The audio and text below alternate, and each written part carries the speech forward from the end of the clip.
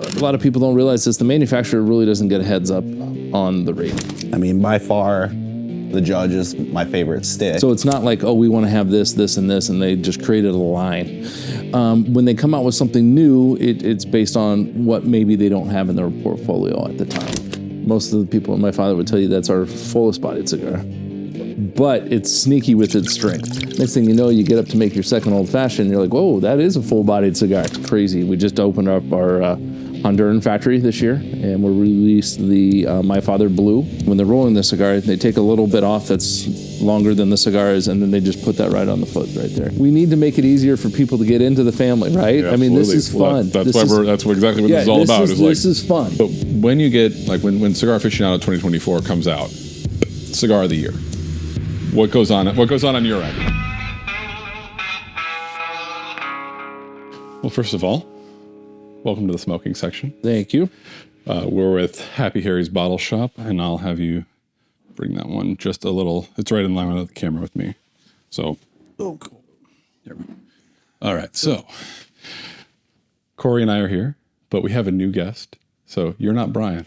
No, I'm not. Not Brian. So first of all, Todd, can you tell us who you are and what you've done with Brian? Where he So I am I am Todd McNett. I am a cigar broker for Impact Force Cigars. So we rep a lot of different brands in the Midwest. My Father, Foundation, Casa Carrillo, to name a few. And I kidnapped Brian and hid him away so I could join you guys today. Well, we appreciate that you're filling out his role as sort of the more gentlemanly, grandfatherly type, okay. dare I say. Gotcha, Dare I say. okay.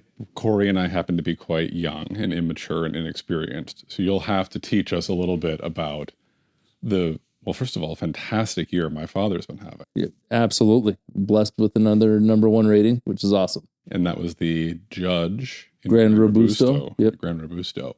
So what have we got to smoke today? What are we going to be enjoying?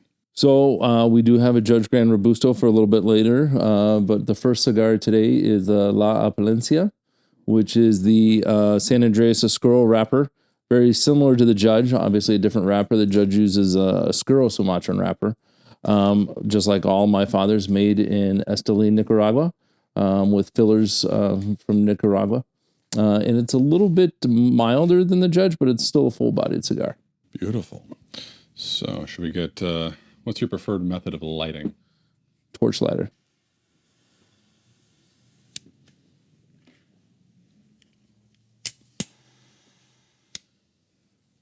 Need a light? I will, yeah. So most of these My Father cigars going to come with this foot protector on there? Almost every single one of them. Actually, now I think now that we have them on, I think maybe the La Dueña is the last one, but yes. All of them will have a different color ribbon footband. Kind of our new signature.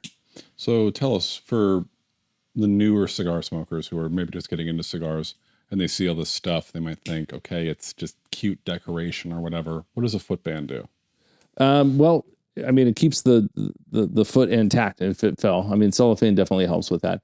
But another great part about it is when you try a My Father and you love it and you go into your local tobacconist or liquor store and you know, you want to find that cigar out. Oh, it was the My Father with a green foot. You know right where to go. Okay, it had a gold foot. Know right where to go. The red foot. That's the classic My Father. Yeah, so it helps everybody, find that cigar that you really enjoyed. What are we going to get here in the early stages, the first third of this cigar? Well, you'll get the spice on the foot. That's kind of a My Father signature. They always put a little extra spice on the foot. How do they do that? If you don't mind me pausing, kind of diving in there for a moment. of course. So when you're blending the cigar, when they're rolling the cigar, they take a little bit off that's longer than the cigars, and then they just put that right on the foot right there, and that gives you kind of that blast of flavor and pepper right off the start. And as this gets into the cigar, with any San Andreas, it's not the intensity of a broadleaf. It's going to be a smoother Maduro. It's going to have some of that spice, but it's going to also have that subtle sweetness to it. It gives you those really good cocoa notes as you really get into the cigar. I'm getting a little bit of cocoa, also a little orange peel, and a little bit of hint of the sweetness there. Really nice. What do you got, Corey? I get that pepper right off the start, but it's mild. Like it's not. It's not. Yeah, I would not call it an intense cigar. No. Yeah. Mm-hmm. Now, one of your favorite cigars, the Bijou 1922. That was my first My Father cigar. Yeah, that spice on the foot is a different experience. You know, it doesn't attack the senses, but right away you get just a flavor bomb right there. And that, those first few puffs. So how does My Father, how do they think about their overall line? Well, this is our second sort of deep dive into a brand. Yeah. And our previous brands we've looked at, they might have different, entirely different brands under the same house, where they might have like their more premium line, they might have their more accessible stuff, they have the more weird stuff. When you're looking at, okay, we're doing the Bijou versus the Judge versus the Toro, number 5 Toro, how someone who's new to the brand how are they going to make sense of all these different offerings? Yeah, so My Father grew organically, meaning, you know, they came out with a cigar, and being a younger company, I mean, we're talking the early 2000s, and you just add another cigar every year that might be missing in the portfolio, or you get a hold of some tobacco and you want to do a project with it. So it's not like, oh, we want to have this, this, and this, and they just created a line. When they come out with something new, it's based on what maybe they don't have in their portfolio at the time. And there's not really a premium and super premium. Everything's super premium with My Father. The only thing that is not completely long filler handmade is the Tobacco Baez, which is going to be a Cuban sandwich. But everything else is super premium. So there's not like different stages in the line. The thing with My Father is you have to find your favorite. I mean, so someone jumping in to the brand, and whether it's this brand or any other cigar, you got to try them, because you might say the 1922 is my favorite cigar. I light that up and I say too much pepper. Or let's say I walk into Happy Harry's today, which I already did, and picked up a couple bottles of wine. If a guy walks up and he says, "This is the best wine in the whole shop," well, it's a Chardonnay. I'm not a Chardonnay drinker, so what might be Dustin would tell you. Yeah, see, Dustin so the best, so the best is so subjective. So when I tell people about cigars, I always like to say my favorite cigar, or I like this about this, because who am I to tell you what it tastes like? Gotcha. And how you're going to enjoy it. So jump into the cigar, try a couple. You know, come in and say, you know, the Bijou is too strong, I want to try another. Great, you guys do amazing with the classic My Father in the red box. And that's going to be a tick below as far as strength, as far as pepper, but it's still going to be full body, full flavor, and medium bodied. So that's really the way to approach the line, I think. Solid. I'm going to ask you about that very first cigar they came out with. And Corey, I'm going to hit you up for your first My Father, and also your favorite My Father. But I will say, I do remember that early 2000s, when you guys came out with the 1922 Le Bijou, and I had that in a torpedo. It was actually on the cigar. The reason I tried it was on the Cigar Aficionado list. Yeah. And I was kind of wandering at that point. I was actually really into pipe tobacco. So like I was getting this like kind of blended Cavendish deal where it was sweet, but had a lot of dark tobaccos in there. And I think it was the My Father's that kind of brought me back to like, okay, maybe I'm picking up 3 or 4 cigars. And it was 5 and 6 cigars when I was going back to the tobacco store. So I remember when that happened, when it kind of popped. Yeah. Corey, do you remember your first My Father cigar? I mean, definitely the Bijou was one of the first few ones. I mean, by far, the Judge is my favorite stick. Just hits all the notes that I really enjoy out of it. What are those notes? What do you like out of the Judge? I don't like too peppery. I like a good earthy, nutty, you know. I still want medium strength to it though. I don't want it to get lost, get too light on me and start going creamy style or something. But definitely anything leathery really gets me going. And Todd, what's your favorite cigar from My Father? So a huge fan of the Le Bijou, of course. That classic My Father, it's hard to go away from. But it's some of our lesser known brands. That we make a cigar called La Antigüedad. That's the one I probably smoke more My Father's than any other cigar. Just because it's more versatile than a Le Bijou, which I have, you know, I'm not going to smoke that on the golf course because I don't want anything too strong. I'm not going to smoke it first thing in the morning. The La Antigüedad I can pretty much smoke anytime, and I do smoke a lot of those. But my favorite is probably just the Le Bijou. I like it in the torpedo, but I'm a Grand Robusto guy. I think that size is just perfect for I me. really enjoy that size too. That size just sets it off to me. Mm-hmm. Now, where are you guys usually smoking your cigars these days? Well, now with it being nice out on the back patio, or out at the lake every Sunday, I usually drive out to the lake and have one. Mm-hmm. So that's always nice. Anything to get out of town and surround yourself with good scenery. Mm-hmm. And Relax. Where are you smoking, Todd? My deck. I have a screened-in patio on my deck. And this time of year, like you said, so now that I can, I'm smoking a cigar out there all the time. Absolutely. Yeah. In the winter, it's more in cigar lounges that I visit on my regular stops or in my garage. The heated garage, of course, How long you been with My Father? So I started with Impact Force in 2017. So, and I've been in the cigar industry since 98.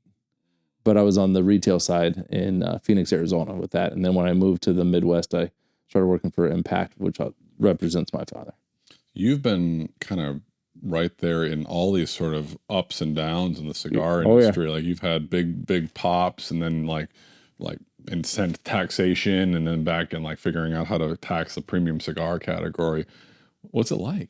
Yeah, so I started in 2019 just as a part-time 19-year-old. So no, that would have been 1997. So it was a year after I graduated. Yeah, so I started in 1997. So that was in the middle of the cigar boom where things were going crazy. Nobody could get any cigars. There were tons of cigars that nobody had heard of. Quality was trash with a lot of those companies, but it's all you could get at the time. To the ending of the cigar boom in the early 2000s, and started managing a shop in like 2005. And like you said, that's when all the smoking bans swept across the nation, so you couldn't smoke in the local steakhouses anymore. In some states, you couldn't do patio smoking. And then about 2010 is when some of these states really got crazy with taxes. 30, 50, 60, 70%, So yeah, it's been interesting to see the industry, and it's still healthy, which is a credit. Well, I think that speaks to, I've said this before on the podcast, but cigars saved my marriage. I'm dead ass serious, because what would happen is, my wife might want to talk through some big issues or whatever. Like, okay, we gotta check in, whatever. Maybe I just need to she needs to tell me about her day. What we've done is we sit out on my little patio out there. I have a cigar. I'm happy to talk for 2 or 3 hours. Whatever you want. What do you want to talk about? Oh, happy to talk. Yeah, absolutely. Yeah. Oh, yeah. I'll be. Yeah. And also, this makes me a better listener. Yeah. Right. Because I got something to do. It's your meditation. Yeah, absolutely. Now, this is we're getting some nice peppery notes on this one, which maybe not be totally your jam, Corey. No, but it's starting to slowly fade into the stick, basically. So would you like to try a little bourbon? Absolutely, yeah. Let's do it. All right. So we've been doing a lot of these limited small batch with copper and cask. Want to tell us a little bit about this one, Corey? So we got the 7-year toasted oak bourbon. This one you'll get a slight citrus hint to it right away on the nose. Follow up with some kind of leathery, maybe a little bit of. Well, let's find out. And actually, a little bit of nutty, I would say. Since Ole's not here, we should ask you. Ole has a very particular order for tasting alcohol and then cigars. What do you recommend, Todd? What, like order like you should drink the bourbon before the cigar? That kind of order? Yes, that's that kind of order. I won't say what his is, but yes, he definitely has a recommendation. Well, my man has definitely thought about this more than I have. So if I'm in the kitchen and I'm pouring the bourbon and I haven't lit my cigar up, I'm having a sip of the bourbon. If I'm on the patio smoking a cigar and someone brings me the bourbon, I'm smoking the cigar first. So you kind of go both ways. Either way, yeah. You're fine. Okay. Absolutely. All right, we'll let you call it on this one. Looks like you're puffing, so we'll all puff. Absolutely.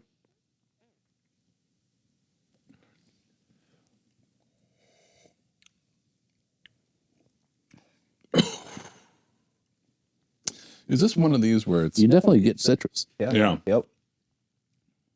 Yeah. Barrel proof. This is 59.2% alcohol by volume. So this is a spicy boy. Oh yeah, you got that right away. Yeah, cuts right through there. Yeah. Getting a little bit of caramel. And did anyone else get an apple snap? I didn't. I'll have to try that again. Just I'm going to take a sip without a puff now. Okay.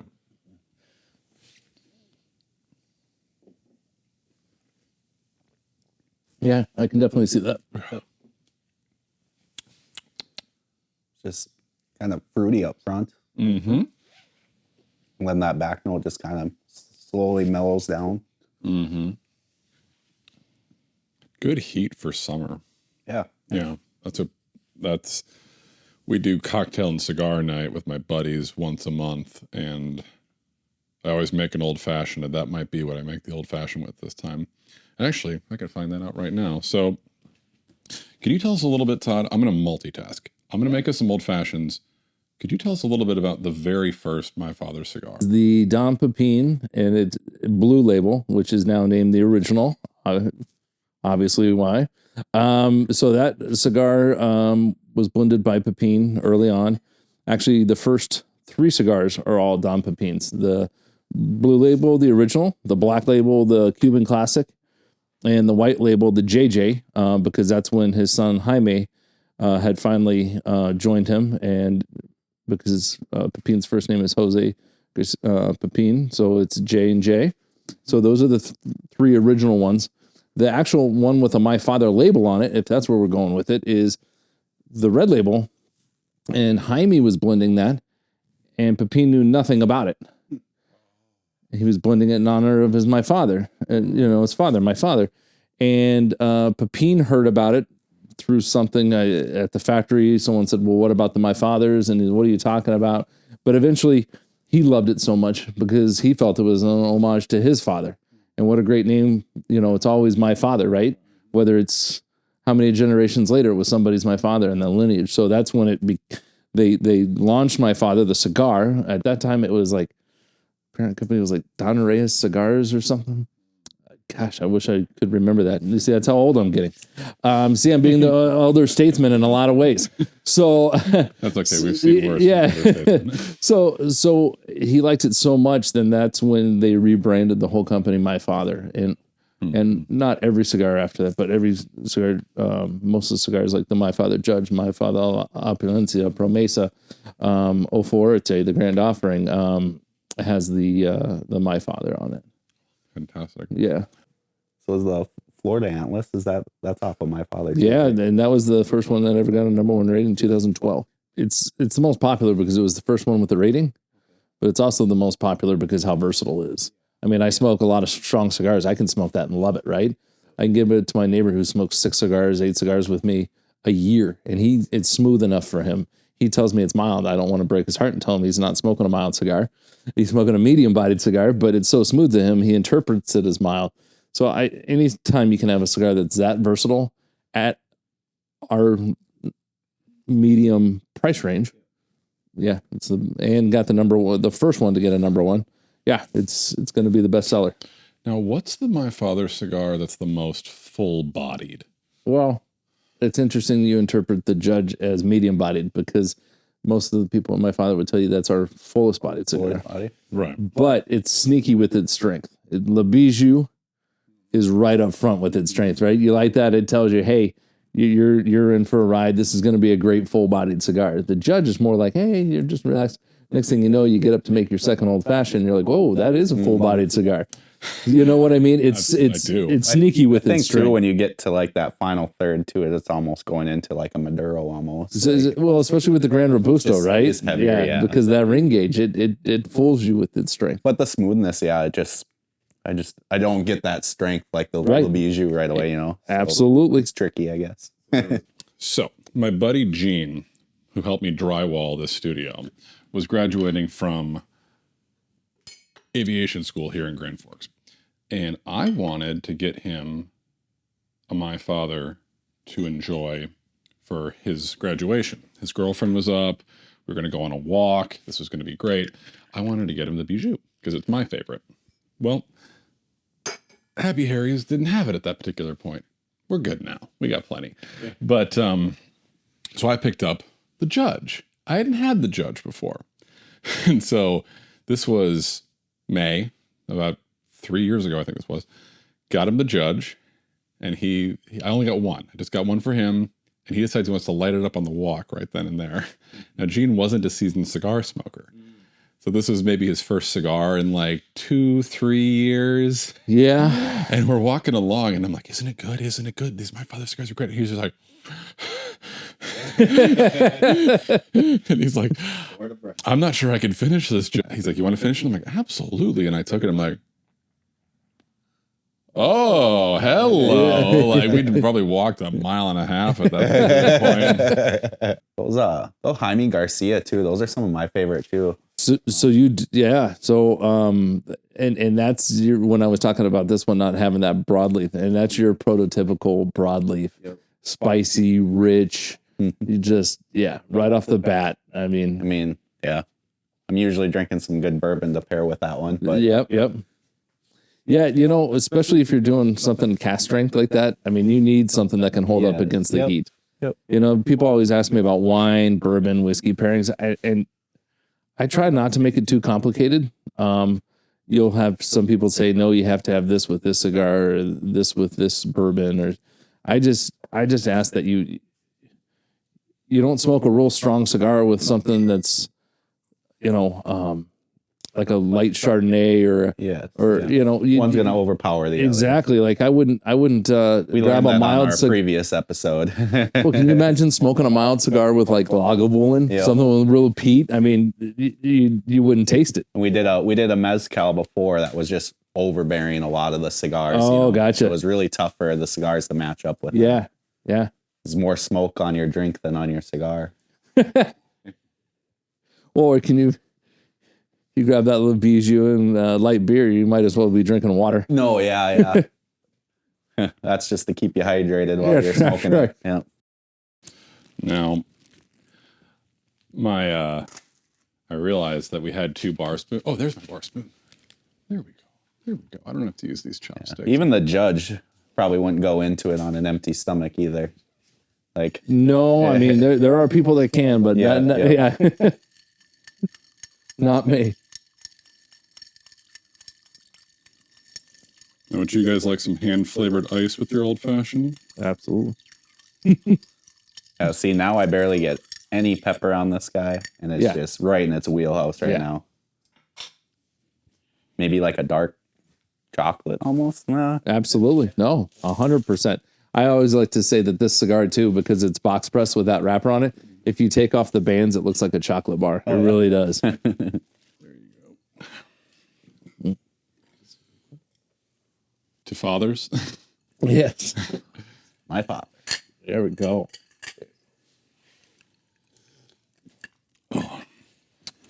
Oh. It's delicious. That's so good. An old fashioned kind of cut all that heat out. Mm-hmm. Mm. And then the orange bitter is going to double down on the citrus note. Yeah. That's perfect. Pairs the cigar nicely. That's really good in an old fashioned. You're a heck of a bartender. Yes. Thank you. Thank you. I've learned a lot because working with Happy Harry's has been phenomenal because, I mean, these guys, when they do their single bottle and their barrel selects, and they are just so meticulous and really, really, I mean, Greg does an awesome job. Greg does a phenomenal job. I've never had a bad Happy his Harry single palate's barrel. way beyond mine. So I usually take his advice, and he says there's a home run. You got to grab that bottle. Yeah. So I'll take the compliment, Todd. However, I will also say, shout out to Greg. Yep. He's taught me a lot.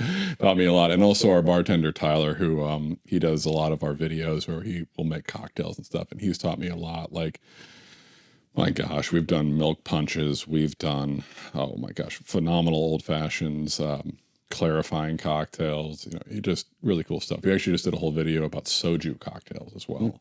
I don't know, you've heard soju? No. So it's the most popular alcohol in the world by sales. So we got a bottle of it over there. I'll show you. It's a gin roe. It's like vodka with less alcohol in it. Okay. And then some more fun flavors. So you can get like plum, you can get yogurt, you can get so the kids love it. Yeah, our section started real small with that one, and right now we probably have 4-4-foot shelves of different flavored ones. Almost right like now. a Deep Eddy flavored stuff. I wouldn't describe it like Deep Eddy. It's a little Because that has more normal alcohol content, right? Yep. Okay. Yeah, so this is what Gen Z seems to like about soju is that it's got lower alcohol content, but it still has a little bit. It still does play in the wheelhouse of an alcohol. Yeah. And then it actually blends really well with kefir, so you can drink a cocktail and feel fantastic because you just load it up on probiotics, and there's not enough alcohol in the soju to kill the probiotics. So it's a little bit of lime on there. Yeah, it's Nice. Wouldn't blend it with the cigar though. I don't think soju would work well with a cigar, but yeah, we're doing all kinds of fun stuff there. How many generations of fathers and sons are now at My Father Cigars? So it's Pepin and Jaime. Pepin's father has passed. And then Yanni, daughter, is the head of our operations here in the U.S. Oh, no kidding. Yeah. That's super cool. And are there more generations coming up? Oh, yeah, absolutely. So her two sons are working here in the States, and then Jaime's son is basically taking over down in Nicaragua on the farms and the production and all that stuff. I mean, the crazy thing is that I met Pepin when I was in retail, and he was at my shop rolling cigars at an event for a different manufacturer. And then 20 years later, I'm working for him, and their operation down in Nicaragua was one of the most impressive things I've ever seen. I mean, they're close to growing almost all their own filler, binder, and starting to grow all of their own wrapper. I mean, some wrappers will always have to purchase like this one from San Andreas because it's the Torrent family in Mexico that everybody gets their San Andreas from. But their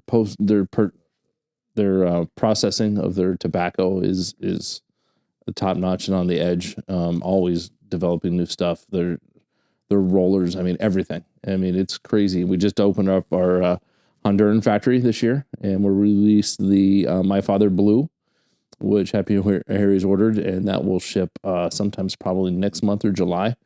And so that's our first product out of our Honduran factory. Now, what kind of, I got to ask one question on scale, one question on regional flavors.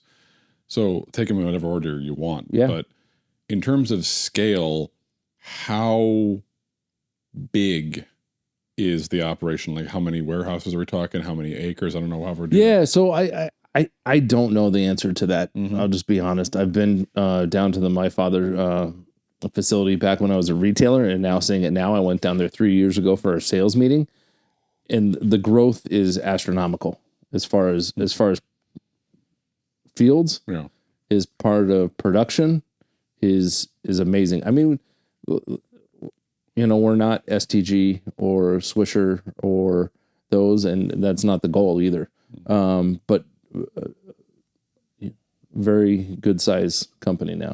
Well, one thing I was super impressed with when I was looking at My Father was that you guys start all of your seeds in a greenhouse. Yep. And then the plants, as they're growing up, are individually inspected. And then only the ones that are looking strong enough and healthy enough, those are the only ones that get transferred to the field. And then at every step of the process, you have this level of inspection going on. Oh, absolutely. Everybody that I've ever... So I've gone on several factory trips, not just with My Father, right? So this is in general. Talk to before and after they went on a trip. I tell them, you're going to go down there and say, how does this cigar cost $15? It's leaves made in a third world country, right? You're going to come back and say, how is this only $15? Everybody that's ever been on a factory tour, when it's complete, not just walking around the rolling floor, when you see the curing barns, when you see the processing facilities, when you see the storage facilities, when you see every step is at hand and there's barely any machinery anywhere besides the box factory, you do come back and go, how is this only $15? And I imagine it's the same for wine or bourbon or anything. When you see the artistry, you see the steps, you really do realize what you're enjoying. Yeah. Absolutely. Yeah. And then there's I was amazed that you've got your drying barns, but then you also have a curing room. Yeah. What's the difference between those two? Would you mind breaking that down a little Well, bit? so there's when people talk about curing or aging, so you've got what happens in the fields, right, where they pick them, and you've seen the barns with the flaps that can go up and down, so they can measure the humidity and airflow and everything. So that's that's actually a fermentation in itself, in the curing barns out on the farm, and then you're going to the actual curing facilities at the production. So you've got a lot of layers of curing or aging throughout the process, and then you obviously when you think the tobacco is ready, they bale it and age it, and then you rehumidify it, remoisten it, because you could never store it with that wetness, or all of it would be gone to mold, and then it can go an additional after that. So it's a lot of different processes along the way. Pepin is a stickler, especially on the farming side. I mean, he's a stickler on everything, but you should see the size of the plants that they get. I mean, the leaves, it's crazy. And I can show you, we can't have them on here, but maybe I can email them to you so you can see, I mean, miles of just acres and acres of covered fields for wrapper. And that's how they're growing wrapper down there. So everything's is a meticulous step. I mean, we're still one of the only companies that does 2 binders on every single cigar, which is an old Cuban tradition, which helps with our blending, but it also helps with the construction of the cigar. Yeah. So there's definitely an extra step involved in whether it's the tobacco or whether it's the actual rolling of the cigars, or like, for instance, tons of people buy their wrapper from the Torrent family or the Oliva family. My father, I don't know if any other company does this. They don't want the Torrents or the Olivas or whoever they're buying their wrapper from to do the how do you say it, the production of the tobacco, the actual process of it. They want it as raw as possible so they can do their magic, instead of buying it where it's already ready to go. Basically, they want it after it's been in the curing barn process and then ship it on over to us. We have our own process that we expect it done by. Nice. Yeah. Now, I'll break it down for people who might be a little bit newer to cigars, that you might look at this, you might walk by a cigar in the humidor and you might think, okay, it's tobacco leaves wrapped in a tobacco leaf. And you're not wrong, but you've got your filler, which is leaves laid parallel to each other. And that's when you cut through the end there, and you also see it on the foot before you light it up. You see all that filler. But the binder is what actually holds the cigar together, provides that structural continuity. And then the outside, I think conventional wisdom holds that most of the flavor comes from the wrapper. And now you can, this is why I have you here. Yeah. I want to like get that's the general newbie. I don't know. Was there more that you would add in terms of general newbie knowledge of what a cigar goes together? Yeah. So double binder and then the wrapper. How does this play together to build up the flavor of a My Father cigar? Yeah. So what you said is right and not 100% correct. So most of the my wife would agree. So the blender is going to decide what percentage of the flavor comes from the wrapper. When he chooses that wrapper, it's like an artist. He has a vision that he wants to accomplish, right? So if he's bringing in this amazing wrapper and he wants it to definitely be the show, right? Or does he have a wrapper that he likes, but he's got this blend that he's been dreaming about and creating, right? So a wrapper can be as much as 70-80% of the flavor and as little as 30% of the flavor. Now, to use only 30% of the flavor, you'd have to have a really like a Connecticut or something like that. But yeah, so you're right. Because you always hear people say this is the wrapper. It's a hugely important part. But what percent and who's going to be the star of the show is up to the blender. Gotcha. Now, the second question I had was, you said that when My Father is always adding cigars that kind of fill in spaces. Yeah. Maybe like, so this blue. Have you tasted the blue? Yeah. Okay. So we're excited. We'll definitely try it out. Yeah. What can we expect from the new blue? So, and the reason I shook my head no before he answered is I tried it at the show, but the only way you could try it is you were at the show, and we ran out of samples at the show. So I know even people that went to the show, going good, didn't get samples of that. So Honduran cigars or tobacco in general is the closest to Nicaraguan because it's the northern part of Nicaragua that grows most of the tobacco and the southern part of Honduras. But they definitely have to me, it's a smoother, not as spicy, not as flavorful as some of the Nicaraguan tobacco. So this cigar is actually produced with Honduran from our new farms there and Nicaraguan tobacco. So it's not a Honduran Puro. But it definitely is totally different for the My Father smoker, which I think is a good thing. Yeah. We make a lot of great cigars. Well, you got to make them different every time, right? Even though it's your favorite cigar, the Le Bijou, you don't want to try a new My Father that tastes like the Le Bijou. Yeah. You already have the Le Bijou. You just get the Le Bijou. Yeah, exactly. Don't try to re-sing the song, right? Yeah. So it definitely fits in our portfolio. I'm excited. I'm sure you're excited as well. I'm really excited. Nice. Yeah, well, most of their sticks in their line all hit, so I enjoy pretty much all of My Fathers. What do Happy Harry smokers tend to like? What's the favorite, among how My Father does in this area with our customers?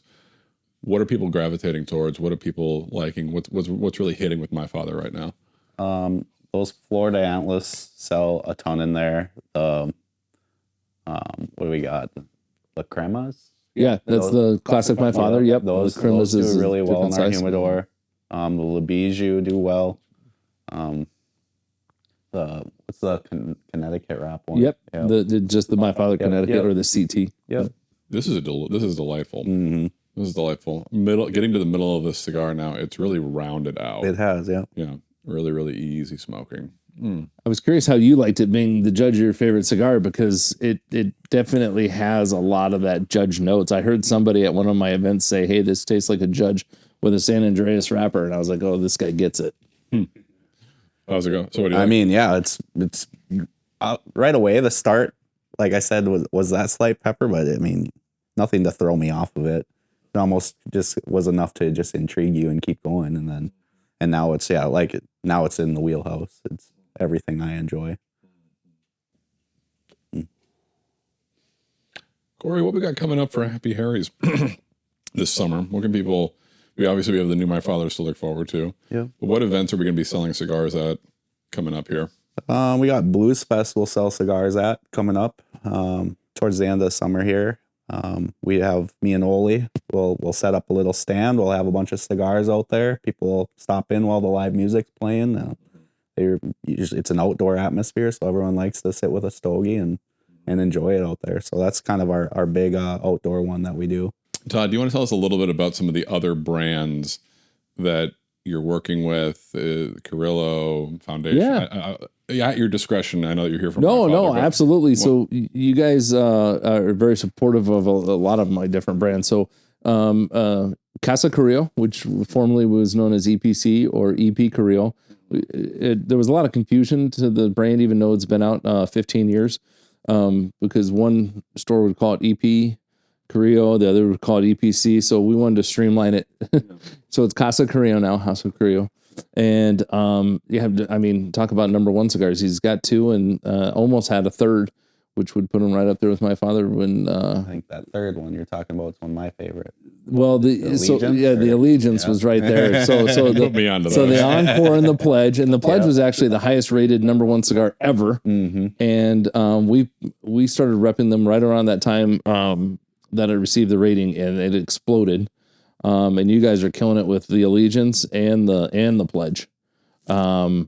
Both amazing cigars. And then we have some new stuff coming out from them, but we were talking before we started filming as the foundation. They partnered with My Father for the first time ever. So now all the Wise Man, and I just saw it at the store here when I was visiting the stores. So all the foundation Wise Men are now made for us by My Father. And it's the first time Nicholas Malillo, the owner of Foundation, and Jaime Garcia from My Father have ever blended together. So I mean, you're taking two artists and putting them together. So I'm real excited that came out a year and a half ago, and it's doing really well. And we were a little setback with our really popular Tabernacle because of a fire that happened at AJ, who makes that cigar for us. So we're hoping that comes around this summer and we get back to rolling. Which store has the Wise Man? Is it? I don't know which store I was at. It was the one closest to you because it was my second stop. Okay, so must be, was the one that looked like a barn, or was it the one that looks sort of like a weirder shaped barn? Weirder shaped barn. Oh, 32nd. 32nd's got the Wise Man. Okay. So maybe I had that reverse closest to you. That's the one I always go to. Yeah. That's the one that I always go to. That one has the Wise Man Maduro, the San Andreas wrapped one. Oh, okay. I know you guys ordered some of the Corojo, but I didn't see it at either location. So those might still be in Fargo. Okay. But yeah, we'll get them. We'll get them everywhere eventually. Absolutely. And plus, that is what's kind of fun is that each of our stores has a unique personality. Like we were going over, Corey's store's got the wow factor. You walk into 53rd Street in Fargo, and it is just this massive, bright, clean. I mean, you do a great job down there. It's just a phenomenal place to go. It's a big store. It's constantly stay cleaning to keep that looking nice. I bet. Yeah. Mm-hmm. Well, I'm excited. I love Foundation's another one of those great. And I don't know, would you call them they're not quite a boutique cigar, but I think they still are. They still I think they are. My father's grown so much that they're out of that. Casa Carrillo has definitely grown, and I wouldn't call them boutique anymore, but Foundation's still in that boutique phase, I think. I'd love to dive in a little bit because obviously we decided, you know what, we got to do a whole episode on My Father because of the attention that the judge, Gran Robusto, got for Cigar Aficionados. So I would love to hear from both of you on the production side, what effect that kind of recognition has in terms of the fight to maintain quality, but also the desire to respond to customer interest. Of course. And then, Corey, I'd love to hear from you about how you've seen the profile of My Father grow over the years in terms of who's asking for My Father and who's trying it out, and what effect the rankings and such has had on the brand on our end of things. But when you get when Cigar Aficionado 2024 comes out, cigar of the year, what goes on on your end? So actually, a lot of people don't realize this. The manufacturer really doesn't get a heads up on the rating, which causes quite a problem. We saw the rating, and I got an email a few hours later saying that we were going to have a Zoom because of the rating. And it was a Zoom to tell Salesforce, congratulations, but also what was happening, because our factory actually shuts down for December. That's a big thing in Nicaragua. A lot of people take a few weeks off for Christmas in Nicaragua. So our factory was actually closed when we got the rating. So Yanni's in Florida calling Jaime in Nicaragua saying, what are we going to do? So Jaime actually was able to contact, I think it was 20 pairs, and say, hey, will you come back to work? I'm sure there was some incentives for that. I don't know what you did to get them to come back to work, because they're an all out, like, we're going to open up and we're going to have thousands of boxes on order. Mm-hmm. I mean, thousands of boxes more than we have. Right. So even then, but you have to be careful, because when I was in retail, and I'm not going to talk bad about any company, but I remember there was a cigar that got a really good rating once, and they pushed it out so quickly, and you got to be careful. You want to make those cigars because you want to make your customers happy, but you also, the tobacco doesn't age quicker just because you want it to be there faster, right? You know what I mean? You can't make that 10-year-old Scotch 10 years in 9 years. It just doesn't happen. So when you say, hey, we need to make more judges, that's great. But when you only have a certain amount of tobacco and a certain amount of wrapper, it is what it is. Like, everyone goes, well, why didn't you guys just stop making these brands that don't sell as well and just put everybody on judges? Well, that's a great idea. I mean, why didn't we think of that? Well, because you only have what you have. And I think we've done a really good job of managing the storm. I mean, your guys' back order was that they put a sizable order in the day got the rating, and it took a couple months, but I don't think there's been any back order since then. So we've done a really good job of managing that storm, because it can be tough, and you want to make all the customers happy, but you don't want to make a lesser product doing it. Well, yeah, because then you wouldn't make the customers happy, and that's like you can't. 100%. In the long term, if you aren't making the same cigar, yeah. then you're not making the same cigar. We'd much rather tell people, hey, we don't have them, and provide the product that they think they're getting. Absolutely. And what happens on our end? Like, what's been the response from the Happy Harry's customers When the rating drops? I mean, because we'll put a little sign up on there saying like the rating of it, and instantly people gravitate towards those right away. You notice them start because they want to try it. They're reading the magazine, they see those headlines, they want to know what it's about. So, well, it's a great cigar, and congratulations to the whole team. I mean, it's amazing to me looking at. Before this, I was telling you, I was getting ready for this episode, looking at the production process for My Father, and the number of hands that touch these cigars. Like, that is a handmade product. Yeah. And it's just a beautiful thing. I mean, right down to after the tobacco leaves have dried and cured, they have to devein the leaves. So I don't know how many factories still do the deveining by hand, because most of them, the machine, and I don't know if it's a good thing for us, but basically it's real easy. There's a very mechanical rudimentary machine, and you just thread the leaf through, and the vein part comes out, and you have two wrappers. There you go. Pepin says no. We've been doing this for hundreds of years this way, where you wrap it around your finger, you pull it like this, and you have two wrappers. Now, I said that really easy, right? Yeah. I tried it 3 times. Yeah. I never got 2 wrappers. I wind up making binder out of the wrappers because they weren't ready. But it's an art, right? So I've been to many factories, and it's the only one where I've seen that. Now, they might have some people doing it by hand and some people doing it by machine, but they don't have one of those machines in any of the factories, because it's still the traditional way it's always been done. Yeah. Yeah. Which is really cool. Absolutely. Now, I can cut this if we don't want to use this, but are there hierarchies of cigar rollers at the My Father? At every factory.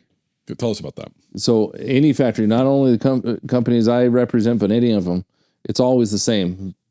The back is the training, and the masters are at the front, and that's the level you get promoted through. Yep. So when you walk into a rolling room, that front row is the best rollers. Yeah. And the guys in the back are rolling, training cigars, Tobacco Baez, which is our lower end, or something else. But you have to move your way up. Mm-hmm. It's always the master rollers up front and the better rollers. And which cigars are getting rolled by those master rollers? Are there any like lines that are limited? Yeah, I've seen lots of things, because I've been to the My Father factory 3 times. I've seen lots of things up front, but the harder cigars to roll are some of the Torpedos and Figurados, but Lanceros. Lanceros are a really tough cigar to roll. That's why mostly women roll Lanceros, is because you need smaller hands. So even some I don't have a future as a Lancero. Dude, let's see this here. Hey, I finally found someone. Finally, there we go. Yeah, so even some of the better men rollers, they might. So definitely Lanceros, definitely Torpedos or Figurados, but they're kind of the standard. The guys up front. That's incredible. Yeah, and I think there's certainly becoming more of an appreciation for the craft of cigar rolling. I mean, yeah. If you ever have been to a cigar rolling event, or there's some shops that do their own cigar rolling, and you see how they're doing it, and it's just, it's like, there's a lot of people give a lot of credit to like the high end sushi people, because of like Jiro Dreams of Sushi was a big thing where like, okay, you can spend 7 years learning how to make the rice, but my gosh, cigars, that's a whole nother level of mastery. Yeah, it is, and it's great that people are appreciating it, because just like any other handmade product, sometimes you get a bad cigar, plugged, runs down the middle. You don't hopefully get that many with My Father, but it's going to happen with any brand. But I always tell people, it's like, hey, I'll take care of that, or the store will take care of it for the end consumer. But the important part is we don't lose that art, because Could we make them more consistent with machinery? Maybe. I don't know, but I would never want that to happen. I'd rather have a bad cigar a couple times a year, whether it's my brand, anybody's brand, and keep the artistry of cigar making what it is. And once you lose that skill, it's so hard to recover. You're never going back. Yeah. Can you imagine a generation of machines making them and then deciding we want handmade, and the people that crafted those are gone? Yeah. So I always tell people, if I have, and it's not much. I mean, the industry's come so a long way, not just my companies, but every industry, maybe a couple bad cigars a year. I'll tolerate it and throw it down and grab a new cigar and to keep that craftsmanship alive. To your credit, when we did our episode where we did 4 cigars with 4 different spirits, and we all slept on the floor afterwards. Yeah. But we did have one cigar that burnt very unevenly, but it was not the My Father in the lineup. Yeah, there we go. Congratulations. There we go. Is there anything, this has been phenomenal. I know you've got to get to Jamestown. Is there anything else you want people to know about My Father? Anything you want to say to Happy Harry's customers? Kind of Absolutely. Floor is yours. So I was just thinking about it when I was talking about this story of the rolling room. So if anybody watches this and they want to take something away, all the credit is to the Pepin family. Amazing. And Pepin himself, or the Garcia family, excuse me, I misspoke, and Pepin himself. So when I went there as a retailer, you do a rolling contest with all the different retailers, and one of the rollers sits with you and helps you roll the cigars, and it's not good. It's not good. But Pepin, to his credit, sits there and he judges it blindly and says who rolled it the best. So on that trip, and I don't think they had done this before because I've talked to other people that went on that trip as a retailer and they didn't remember this, and I don't know how you'd forget it, is they wanted to also show Pepin's eye for cigars. So one of the guys that's a factory manager went on the floor and grabbed 4 cigars randomly from people's table, gave them to Pepin in our meeting room. Pepin walked out and handed it to all the rollers because he could tell, because he trained almost all these rollers. He could look at the cigar and he knew who rolled it. And now when people talk about master, this guy's a master blender, that phrase is thrown around way too much in our industry. Guy starts a cigar company, blends 4 or 5 cigars. He's in the business for 10 years, and then he calls himself a master blender. And then you have people like Pepin and his son Jaime. So all the credit to them for all that they've done. And then to Happy Harry's customers, come in, try the cigars. I think you'll find them great. Like you said, I don't think you'll get a bad one. And I think you'll really appreciate the artistry that they still are preserving and doing. Yeah. Well, thank you so much for coming out. We really appreciate it. This has been awesome. I love My Father Cigars. Always, definitely, when I'm going over, like, what am I getting this one? I told you, the Flor de what? Flor de las Antillas. The flower of the Antillas. That is my go-to gifting cigar. I give that as a gift to people. It's like, here you go. So easy. That's Absolutely. the best one to break ground, to get them off of a Connecticut. Wow, that was actually, you get said them into something with a little more flavor. Absolutely. you're hired. That was perfect. I didn't have to be here. No, that's perfect. You're 100% right, to get people from the Connecticut they think they need because they interpret strength as harshness, and it's not. That Las Antillas, you're 100% right. And Great transition. That's what I tell my cigar. customers too when they're shopping in there. They're like, I just need something lighter. And I said, don't always let some of the darker wrappers completely scare you. 100%. Because some of those will be really nice and smooth, and you'll really enjoy those. And it's like, I can understand if it's really, really black, it might be pretty intimidating, but even like a good Habano wrap for a newbie smoker is great. Absolutely. Well, cheers to My Father. Yes. Yeah. Thanks for talking with us today. Long reach. So how long after a cigar is rolled till you should smoke that cigar? Okay. So, you should smoke it as soon as you buy it, because that manufacturer should have made sure it was ready to go. There's no time. It's when the factory manager or master blender says it's time. Usually, after it goes to, I have pictures. I'm going to send you a whole file of pictures just so you guys have them. I'll cut them in as well. Yeah. So I just went to Casa Carrillo this year. It was my first time ever going to their factory. It's in the Dominican Republic, which is a different tour. If you can ever do one in Nicaragua. It's harder to get to, but it's more involved because almost everybody in the Dominican doesn't grow their own tobacco. It's just different business there. It's not because they don't want to grow their tobacco. They're very segregated, and the farmers keep the manufacturers out almost. So in Nicaragua, they do both. So you really get the whole tour. So when we went into the room, it's a few months. Okay. But if a cigar is not ready, it's not ready, right? Yep. Yeah. It's kind of like we talked about with the judges. If it's not ready, it's not like it's not when ready. they have you roll one, you're going to roll one up, and you trying to light that right after you roll one. Good luck. Like, well, it's so funny you talk about that because they do what they call it's almost like you'll be in the curing barn, and I don't know how many times I've done this on the tours, and it does nothing. I don't know why they do it. They ask one of the workers, bring that bale down, and they'll bring it down, and he'll open it up, and he'll pull out some tobacco, and they do a factory roll real quick, and they smoke the tobacco. And they'll look at each other and be like, oh, it's getting so good. And he'll try it, and the other master or factory manager will smoke it. Oh, this is so good. And they want us to smoke it. It's crap. It's terrible. It's not blended. It's raw. Mm-hmm. But they know what it's going to taste like. That's what they're tasting. That's what they're tasting is what they can do and where it's at in the process. Me, it's burning pile of harshness. Yeah. But it's their knowledge that makes them excited. Mm-hmm. And that's why I'm saying they can skip that test, that part of the factory tour. Because it's lost. Yeah, it'd be like somebody coming up and giving you something that's so proof that it burns all the way down and them going, ooh, it's close. Yeah. And you're going, it's close to what, water? You know? So, it's cool. It's really neat. Yeah, the ability to discern the finished product from the unfinished product. Yes. That's a level of skill that's impressive, but not everybody has it. You can't. So I often say when I'm visiting shops and doing events and lounges and talking to you guys like this is there's two types of palates. There's a trained palate and there's a natural palate. Yeah. And sometimes you have a person that had a natural palate that was trained, and that's really cool. I don't have a natural palate with cigars. I tell people all the time at events, they're like, well, what do you get in this? I get this and this. And I'm like, you're above me, and that's okay. I've been doing this twice as long as you, but I have zero natural palate for cigars. Now I have a trained palate to know what I like and don't like and can taste certain things.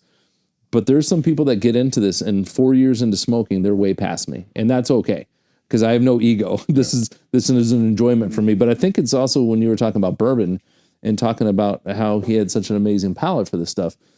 Some people are born to be a sommelier, and some people are not. Yeah. I mean, they can train for 20 years in wines. Mm-hmm. They're never going to be a sommelier, right? Mm-hmm. And it's the same thing for cigars. Yeah. I tell people, I'm like, hey, that's awesome that you get that and that you can pick up the Corojo binder. I had no idea until I Googled it, you know?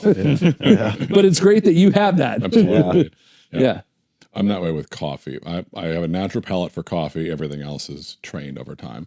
Like, I've told Corey this story before, but my very first cigar that I got on my 18th birthday, this guy saw me coming a mile away. This was a small little smoke shop in North St. Paul, and walked in on my 18th birthday, and I'm like, I'm a big tough guy. And I'm like, I'm here for my first cigar, and this guy smiles. Would you like a nice mild flavor or a big bold flavor? And I'm thinking, like, I'm big and bold. Let's go.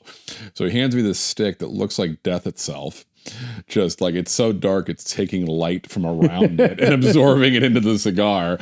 And half an hour later, I'm, dry heaving my guts out over the gutter in front of my parents' house. I'm sure that guy was like, but over time, you suddenly, like what was originally harsh smoke suddenly dissolves into chocolate, cedar, 100%, just like the heat, pepper, just like the heat on the proof. Yep. I mean, right? So, I mean, and that gets back to him, instead of saying this is the best cigar, this is what I like about it, this is what I think you'll like about it, this is why it's my favorite cigar, right?